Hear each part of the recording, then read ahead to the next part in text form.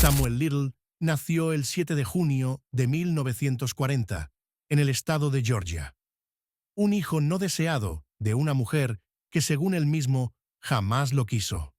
Y en su infancia no hubo abrazos, solo abandono.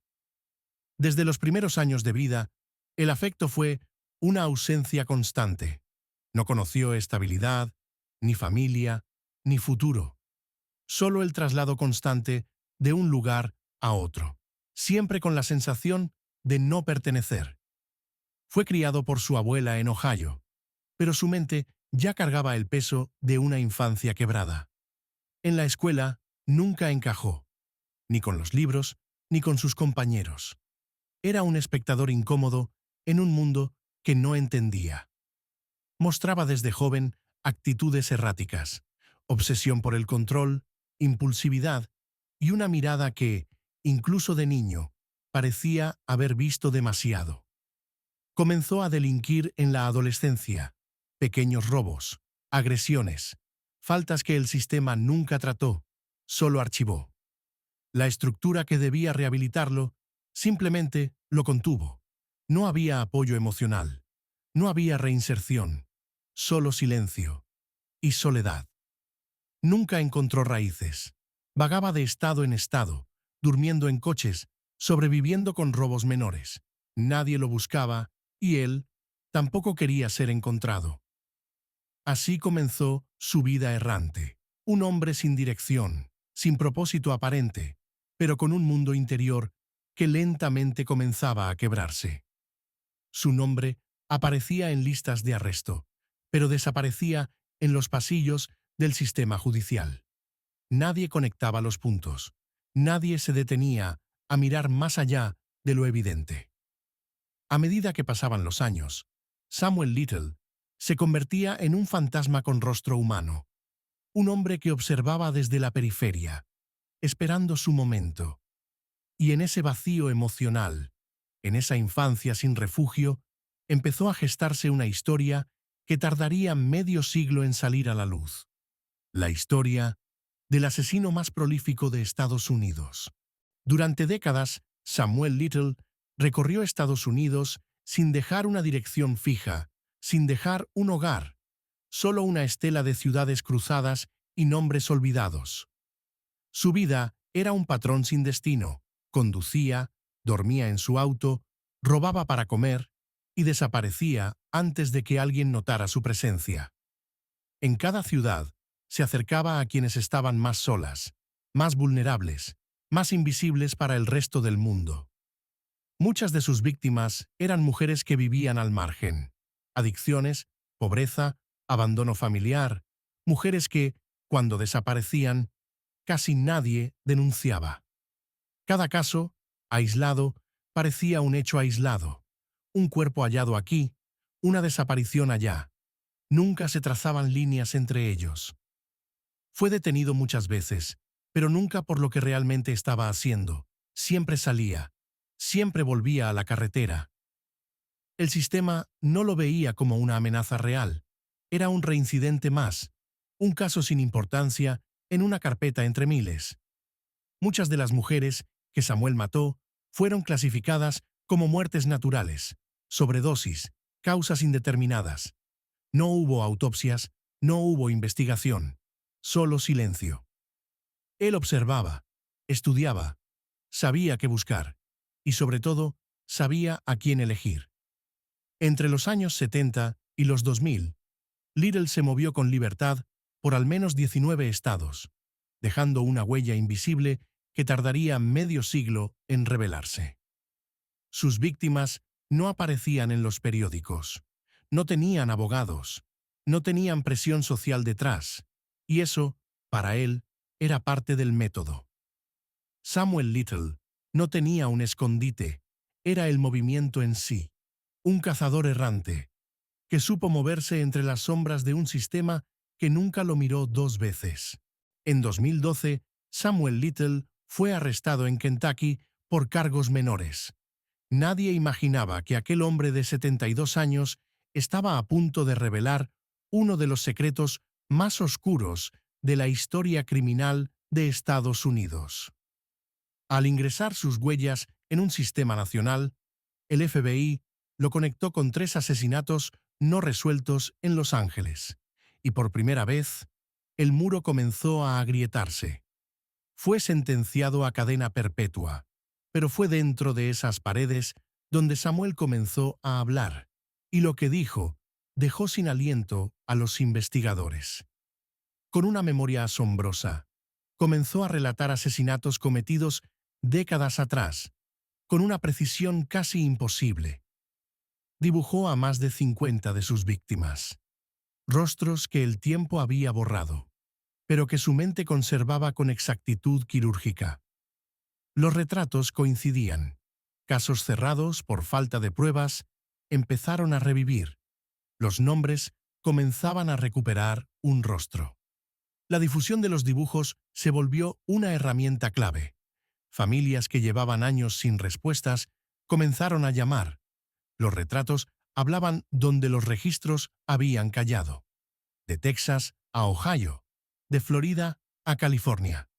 Cada dibujo representaba no solo un crimen, sino una deuda pendiente con la verdad. Algunas víctimas fueron identificadas por primera vez gracias a esas ilustraciones.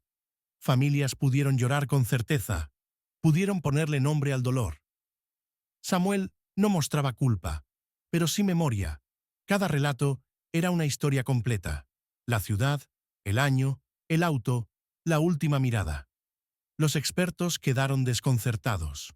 Un hombre que durante años fue invisible. Ahora se convertía en la pieza central de una de las investigaciones más complejas del siglo. Dibujó no para glorificarse, sino porque su mente nunca olvidó. Cada retrato, un testimonio. Cada rostro, una vida que el mundo tardó demasiado en ver. Durante décadas, las muertes conectadas a Samuel Little fueron tratadas como hechos aislados. No había patrones visibles, no había presión mediática, solo silencio administrativo. Muchos casos fueron archivados como sobredosis, accidentes o causas naturales, sin testigos, sin investigación profunda. Las víctimas eran, simplemente, descartadas. La razón: eran mujeres marginadas, trabajadoras sexuales, mujeres sin hogar, con problemas de salud mental o adicciones. No había cobertura de prensa, no había presión comunitaria y, por tanto, no había prioridad. Una tras otra, las historias se extinguían antes de empezar, y Samuel lo sabía. Su estilo de vida nómada jugó a su favor. Matar en distintas ciudades, cruzar estados, asegurarse de que las piezas nunca coincidieran en el mismo tablero. Incluso cuando era detenido, utilizaba identidades falsas, y cuando era liberado, volvía a desaparecer en la siguiente carretera. En aquella época, no existía un sistema nacional sólido para compartir información entre departamentos de policía. Los casos quedaban atrapados en sus fronteras estatales. Muchos admiten que si los protocolos hubieran sido distintos, quizás se habría detenido a Samuel antes, mucho antes. Algunas de sus víctimas aún no tienen nombre, sus dibujos existen, sus historias no. Son los eslabones perdidos de un patrón que el mundo tardó demasiado en ver. El caso de Little fue un punto de inflexión. Hoy, gracias a sistemas como VCAP, los departamentos de policía están más conectados que nunca. Pero ninguna mejora borra lo que se ignoró por tanto tiempo. Y mientras quede un rostro sin nombre, el patrón de Samuel Little seguirá incompleto. En 2018, el FBI activó su unidad especial, VCAP, un sistema que cruza crímenes violentos cometidos en diferentes estados, y lo que encontraron fue abrumador. Desde prisión, Samuel comenzó a hablar, y no se detuvo. Confesó asesinatos uno por uno, como si cada recuerdo estuviera intacto, guardado en algún lugar profundo de su memoria. Cada confesión era verificada con archivos antiguos, descripciones exactas, nombres, fechas, calles, zapatos, detalles que solo un testigo real podría recordar. Los retratos empezaron a encajar. Lo que antes era un garabato se convertía en el rostro real de una mujer desaparecida hace 30 años. Para los investigadores, el asombro era constante. Estaban frente a alguien que recordaba más que ellos mismos, porque él estuvo allí. Algunas familias, décadas después, encontraron respuestas. No fueron las respuestas que esperaban, pero al menos fueron certezas. El número comenzó a crecer. 20, 40, 60, hasta que Samuel dijo la cifra en voz baja. 93, 93 confesiones. 50 confirmadas con evidencia independiente. Un nuevo récord macabro. No por gloria, sino por fracaso colectivo. El caso se volvió global. ¿Cómo había pasado desapercibido tanto tiempo? ¿Cómo nadie lo había detenido antes? Durante medio siglo, Samuel Little caminó entre nosotros, matando sin dejar rastro, sin que nadie uniera las piezas, hasta ahora.